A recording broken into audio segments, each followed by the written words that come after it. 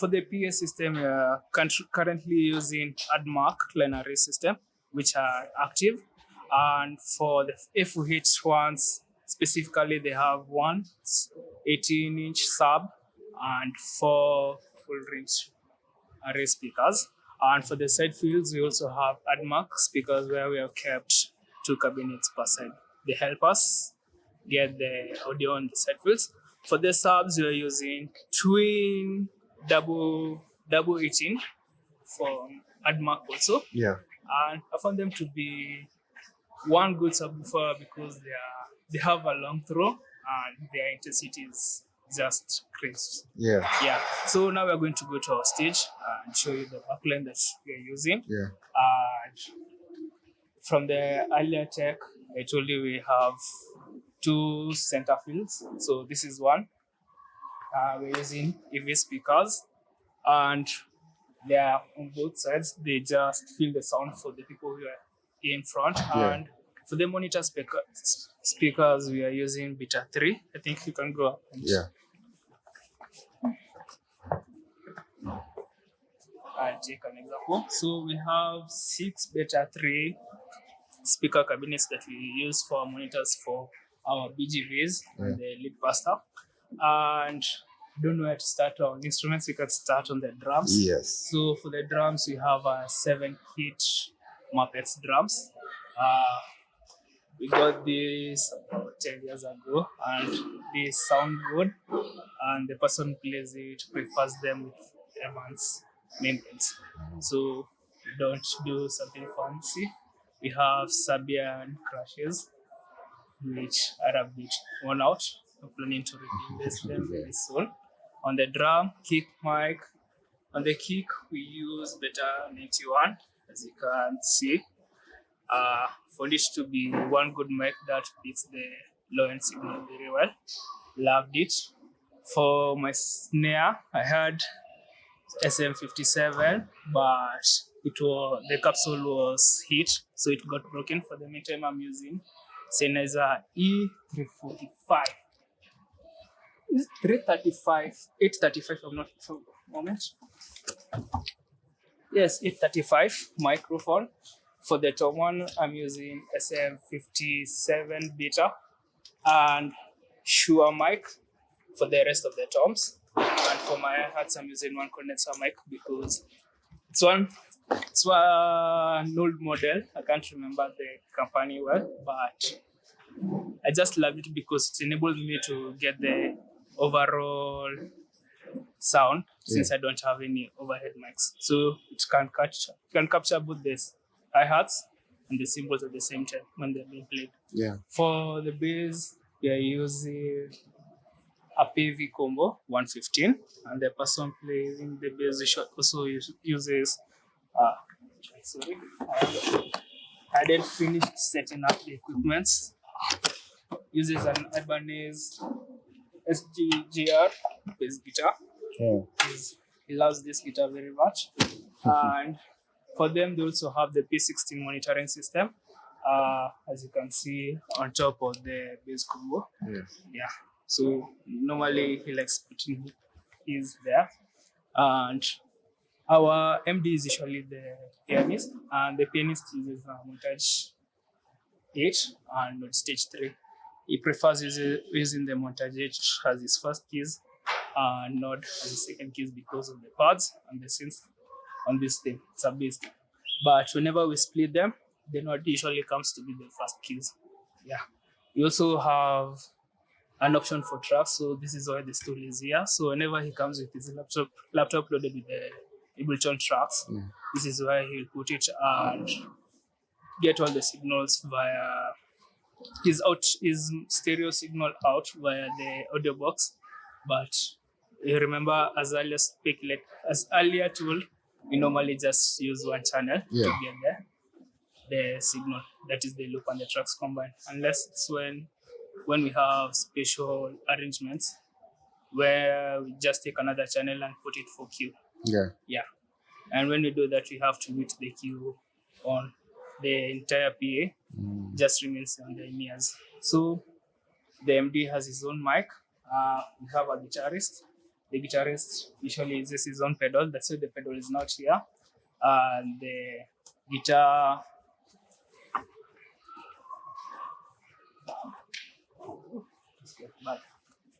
It's a Yamaha guitar.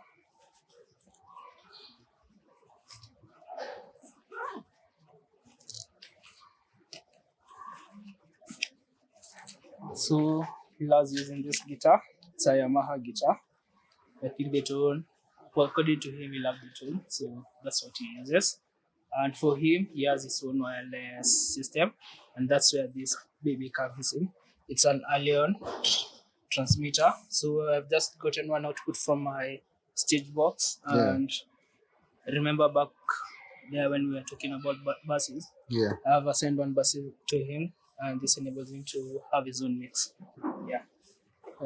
We have a saxophonist, and he usually has his own gear. I can't tell you more than that. I don't know what happens there. I think we can go back and I show you the stage rack. All right. Yeah.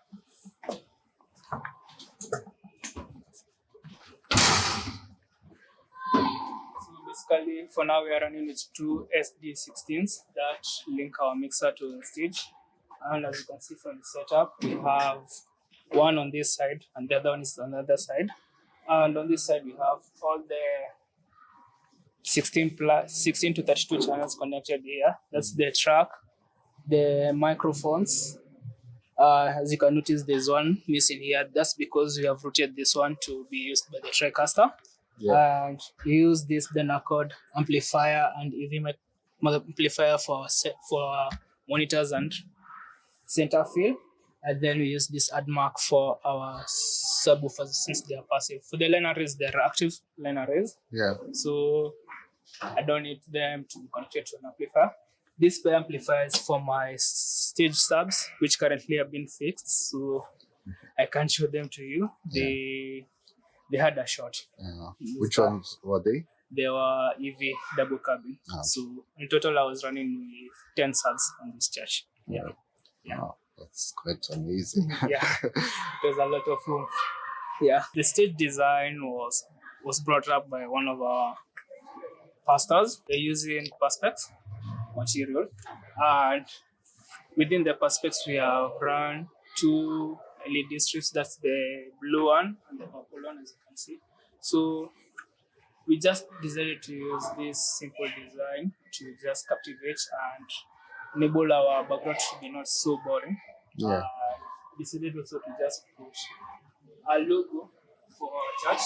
As you can see, this is just a stick-on logo which can be removed in case we need to change the design. Like for last year when we had our conference, our annual conference, Days of Refreshing, just had to put the logo for Days of Refreshing. And when it was finished, just had to remove and put the logo for church.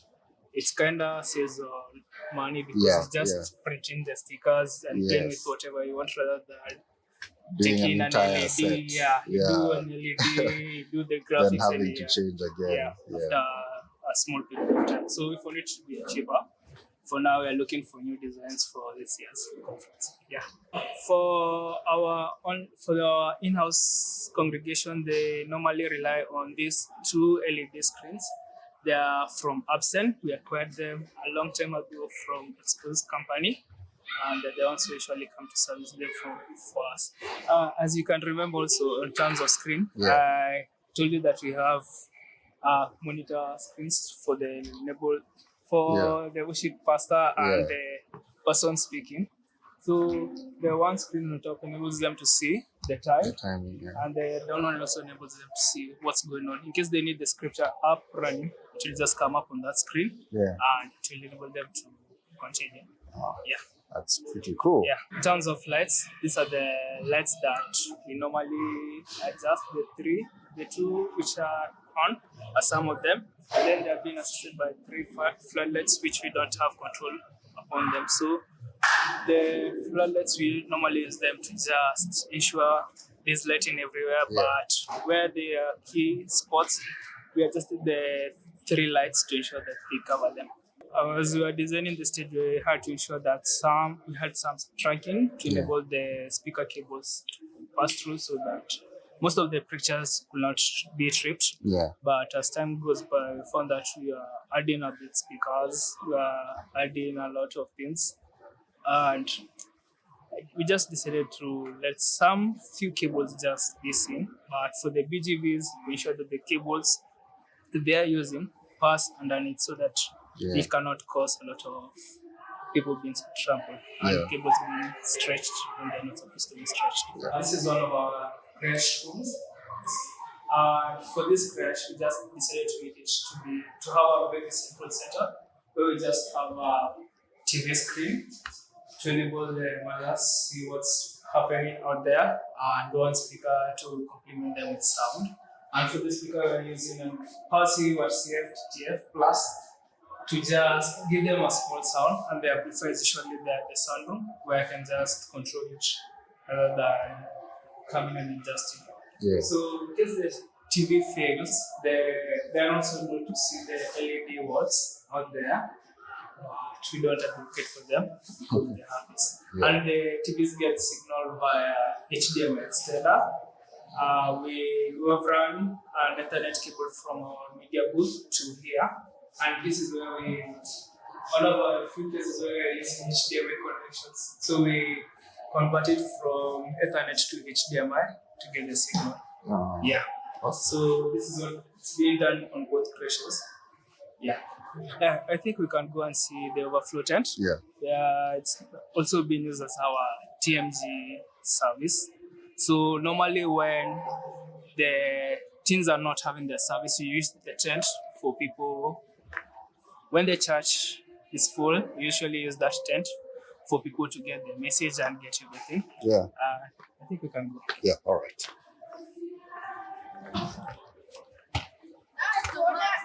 So this is the tent that serves the purpose of both the TMG and the overflow.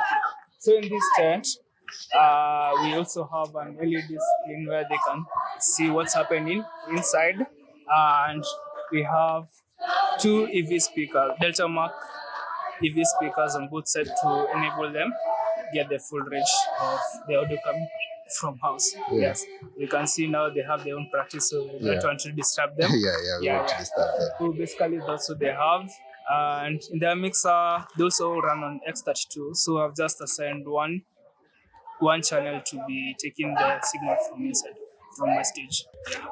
Awesome. That was quite the 2.5. Is there anything else that I'm missing before we end it? No. That's it? All right. Thank you so much for this tour. It's been awesome. This is Deliverance Church Umoja, and Brian here has taken his... I usually say every church has that one guy who knows everything, and that's Brian from this Umoja. Thank you so much. Next time I'll come when you guys have done a few more upgrades. Okay. All right. See you, man. Thank you for watching Worship Tech Tour. If you enjoyed this episode, please consider supporting the channel on Patreon, and don't forget to subscribe to our channel for more in-depth worship tech explorations. Until next time, see you later.